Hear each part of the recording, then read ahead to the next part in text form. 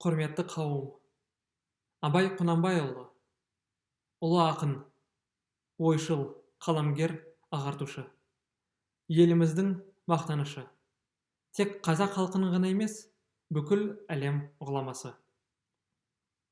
Абайдың шығармашылығы өте кең. Көптеген өлеңдерін, қара сөздерін бәріміз жақсы білеміз. Абай шығармашылығындағы өзімнің жан тәніме аса жақын екі шумақты айтып берейін. Бірінші шумақ адамның кәсібі жайында, тұлғаның өмірдегі өз жолын табуы.